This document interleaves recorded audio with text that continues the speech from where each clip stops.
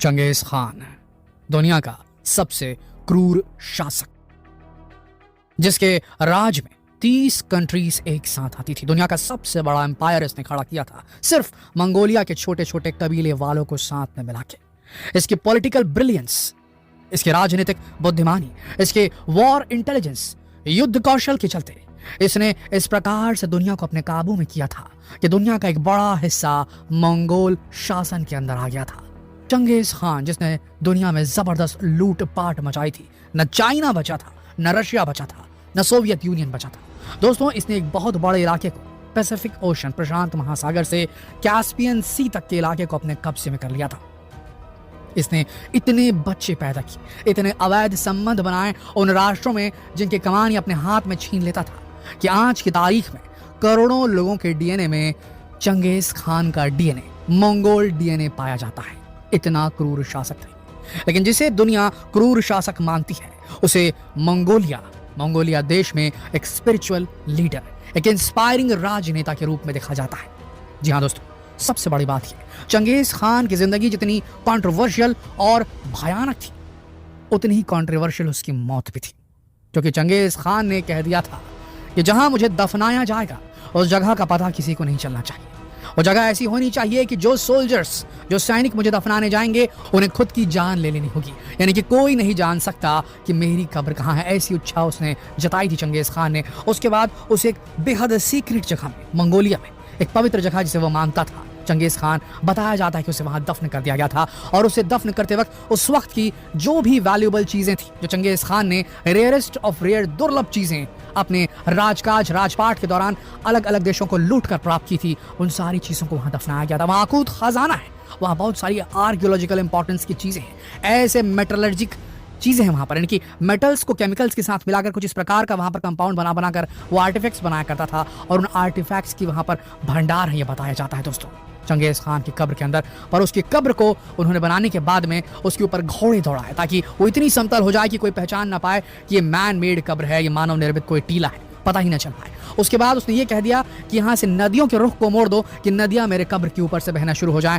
और कोई मेरी कब्र को पकड़ ना पाए। दोस्तों, वो वक्त था 13वीं सेंचुरी का, जब चंगेज खान की मृत्यु हुई, और तब से लेकर आज तक इतिहास की सबसे मिस्टीरियस एक्सप्लोरेशंस में यही एक है, चंगेज खान की कब्र, जिसे आज तक खोजने की जबरदस्त कोशिश की जाती रही है, लेकिन कभी उस तक कोई नहीं पहुंच पाया। अब एक बहुत बड़ा ब्रेक थ्रू मिला है, एक जगह जो है उसे पिन पॉइंट कर लिया गया है कि यहां पर मौजूद है चंगेज खान की कब्र। उसकी कब्र के अंदर से क्या निकलेगा, 13वीं सेंचुरी के वो कौन से राज निकलेंगे? क्या चंगेज खान के खजाने में कोई ऐसी चीज थी जिसकी वजह से, जिसकी बलबूते पे चंगेज खान जो था वो एक कबीलाई लीडर होते हुए भी वो दुनिया के एक बड़े हिस्से का मालिक बन गया था? ऐसी कौन सी शक्ति थी, रहस्यमय शक्ति थी, जो कि चंगेज खान के पास मौजूद थी, जिसके बूते वो इतना बड़ा शासक, इतना बड़ा लीडर बना?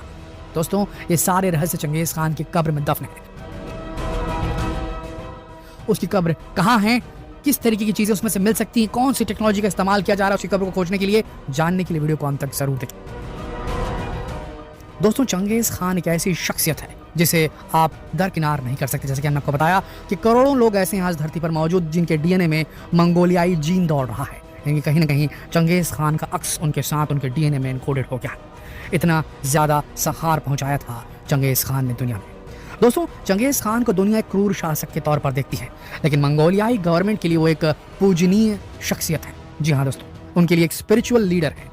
इसीलिए मंगोलिया की गवर्नमेंट ने कभी भी उनके कब्र में किसी भी तरीके के इंटरफेरेंस की आज़ादी किसी को नहीं दी थी। लेकिन वक्त के साथ चीज़ें चेंज हुई और फॉरेन के जितने भी लोग थे, जो एक्सप्लोरर्स थे, उनका इंटरेस्ट उसमें आने लगा। और आर्कियोलॉजी को जब धीरे धीरे आगे बढ़नी शुरू हुई, आर्कियोलॉजी की जो सर्वे थी, पुरातत्व वेदों ने जब प्रेशर डाला और इंटरनेशनल प्रेशर पड़ा, तब मंगोलिया गवर्नमेंट भी तैयार हुई। उसने अथॉरिटी देना शुरू किया। उसने अपने ही इतिहास को खोजने के लिए विदेशी कंट्री के एक्सप्लोरर्स को अनुमति देनी शुरू की। और फिर क्या था, उसके बाद लिंग्विस्ट, जो अलग अलग भाषाओं को, एंशिएंट भाषाओं को डिसाइफर करने, डिकोड करने में माहिर थे, उनकी कतारें लगने लगी। हिस्टोरियंस, जिनके पास में वो सारे ऐतिहासिक दस्तावेज मौजूद थे, जो बताते थे, जो इशारा करते थे कि चंगेज खान की कब्र कहाँ हो सकती है, वो सारे कतार लगाकर खड़े हो गए। एंथ्रोपोलॉजिस्ट, जो कि ह्यूमन स्पीशीज को समझते हैं, अलग अलग रेसेस जो हैं, इथेनिसिटीज है, उनको समझते हैं, क्योंकि हमने आपको बताया कि करोड़ों लोगों के डीएनए में मंगोल जीन मौजूद है। वो लाइन लगाकर खड़े हो गए ये समझने के लिए, जानने के लिए कि भाई एक छोटा सा टिश्यू मिल जाए, अगर चंगेज खान की जो डेड बॉडी है वो मिल जाए कहीं से, तो उसका एक छोटा सा टिश्यू मिल जाए और उससे वो उस मदर डीएनए, उस मेन डीएनए को समझ सकें जिसके अंश जो हैं वो करोड़ों लोगों के अंदर है। दोस्तों इसके बाद टेक्नोलॉजी का जबरदस्त इस्तेमाल किया गया। नेशनल ज्योग्राफिक ने एक पूरा इसमें एक सीरीज बनाया और इस सीरीज के दौरान उसने एक्सप्लोरेशन किया बकायदा। वैली ऑफ खान के नाम से उन्होंने बनाया था एक सीरीज, और वो सीरीज तो बाई प्रोडक्ट था, वो एक्चुअली में एक एक्सप्लोरेशन प्रोसेस था, एक एक्सप्लोरेशन प्रोजेक्ट था। एक्सप्लोरेशन के दौरान उसे जस्ट फिल्माया गया था और उन्होंने कटिंग एज टेक्नोलॉजी का इस्तेमाल किया। दोस्तों आपको बता दें वहाँ पर ग्राउंड पेनिट्रेटिंग रडार, यानी कि ऐसे रडार जो कि ज़मीन के अंदर देख सकते हैं, एडवांस्ड मेटल डिटेक्टर्स जिन्होंने सिग्नल देना शुरू कर दिया कि इसके नीचे मेटालिक आर्टिफैक्ट्स मौजूद हैं, वो जगह तक पहुँच गए थे वो लोग। Aerial drone camera high resolution view के साथ में 3D मैपिंग की, सैटेलाइट्स की मदद दी और उसके बाद में एक जगह उन्हें मिली जो कि एंशिएंट स्क्रिप्चर्स में भी नोटेड थी और हिस्टोरियंस ने भी इसको कंफर्म किया कि ये जगह बेहद पसंद थी चंगेज खान को। वो इस जगह को बेहद पवित्र मानता था मंगोलिया की, और जगह का नाम है बोरखन खालादून। जी हाँ दोस्तों, बोरखन खालादून वो इलाका है जहां पर चंगेज खान की कब्र होने के सबूत मिल रहे हैं, क्योंकि इस इलाके में बहुत सारी सेरेमोनियल ऑफरिंग की जो है रेमिनेंट्स अवशेष मिल रहे हैं। यानी कि जब किसी को दफनाया जाता था मंगोलियाई कालखंड में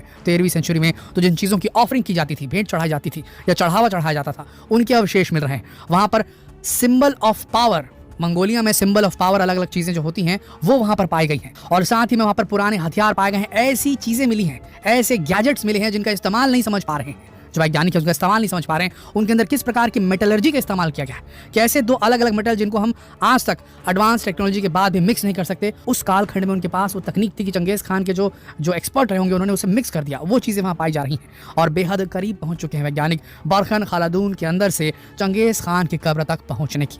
दोस्तों आपको बता दें कि एक कर्स भी है, एक शराब भी है, जो कि एक बहुत बड़ा कारण बना, एक रोड़ा बना, जिसकी वजह से चंगेज खान की कब्र को आज तक नहीं खोजा जा सका। एक बहुत बड़ी किंवदंती, एक लेजेंड है, वो ये कहती है कि अगर चंगेज खान की कब्र खोद दी गई और उसके रेमिनेंट्स को बाहर निकाले गए, उसके अवशेषों को बाहर निकाला गया, तो जबरदस्त नेचुरल कैलामिटी आएगी, आपदा आएगी, विपदा आएगी, समस्याएं आएंगी, प्रलय आ जाएगी। ये कर्ज था मंगोलियाई लोगों का। लोकल मंगोलियाई लोग अभी भी ऐसा सोचते हैं और मंगोलियाई गवर्नमेंट के इस डिसीजन पर कि जो उसने अनुमति दे दी है, जो मंगोलिया लीडर जो था चंगेज खान की कब्र को खोजने का, विदेशी अथॉरिटीज़ को इस पर काफ़ी ज़्यादा वहाँ पर तनाव डेवलप हुआ था बीच में। देखिए दोस्तों, इस बात को लेकर कुछ हिस्टोरिक प्रूफ्स भी मिले हैं। हिस्टोरिक प्रूफ्स की बात करें तो 1941 में जब वर्ल्ड वॉर चल रही थी, उस वक्त सोवियत आर्कियोलॉजिस्ट ने एक मंगोलियाई कब्र को खोज निकालने में सफलता प्राप्त की थी। वो कब्र थी 14th सेंचुरी, हम बात करें 13th सेंचुरी चंगेज खान की थी, लेकिन उसकी मौत के बाद उसके जो डिसेंडेंट थे, उसके जो उत्तराधिकारी थे, उसमें एक था, उसके वंश का तिमूर नाम था, जिसका ये 14th सेंचुरी में था, उस वक्त इसका राजकाज चलता था। तो 14th सेंचुरी की कब्र तक पहुंच हो गई थी सोवियत यूनियन के जो आर्कियोलॉजिस्ट थे उनकी। उन्होंने उस कब्र को खोदा और शराब को जानते हुए भी उन्होंने उस कब्र को खोद करके उसके रेमिनेंट्स को वहाँ से बाहर निकाल लिया। तिमूर के कंफर्म हो गया तिमूर ही था जो कि चंगेज खान का एक डिसेंडेंट था, उसका उत्तराधिकारी था, उसके वंश का था। तब पता चला कि भाई ये तो बहुत बड़ी बात है, ये मिल चुका है। लेकिन तभी उस वक्त लोकल लोगों ने काफ़ी रिटालिएशन किया, रेजिस्टेंस किया कि इसे वापस रख दो, बाहर मत निकालो, पर उन्होंने बाहर निकाल लिया। उसके तुरंत बाद एक ऐसा हिस्टोरिक इवेंट हुआ जो आज तक सोवियत यूनियन के इतिहास का सबसे खतरनाक था। हिटलर ने अटैक कर दिया रशिया के ऊपर में, ऑपरेशन बारबोसा चलाकर, और लाखों लोगों की जिंदगी चली गई। उस वक्त स्टालिन ने आदेश दिया कि तिमूर के जितने भी रेमिनेंट्स हैं उसे वापस कब्र में दफना दिए जाएं। उस खबर के बाद से ये बात एकदम हो गई हिस्ट्री में कि जो कब्र होगी चंगेज खान की, उसके अंदर भी इस प्रकार का कोई स्पेल होगा, कोई तंत्र मंत्र होगा। जो शामन्स हैं, जो तांत्रिक हैं मंगोलियाई ओरिजिन के, उनका कहना है कि चंगेज खान की कब्र के अंदर इस प्रकार के श्राप का कुछ असर हो सकता है, इस वजह से भी इसे रोका गया। लेकिन बेहद करीब है वैज्ञानिक चंगेज खान की कब्र तक पहुंचने में, और उसके अंदर क्या मिलेगा, कितना बड़ा खजाना मिलेगा, 30 देशों के मालिक अकेले चंगेज खान की कब्र के अंदर, वो कौन कौन सी रहस्यमय चीज़ें मिलेंगी, इसे जानने के लिए दुनिया बेताब है। दोस्तों आशा करते हैं इस वीडियो से आपको कुछ नया जानने को मिला होगा। अगर वीडियो आपको इंटरेस्टिंग लगी तो जितना हो सके इस वीडियो को शेयर करें, फेसबुक पर, व्हाट्सएप पर, यूट्यूब पर। जल्द मिलते हैं आपसे अगले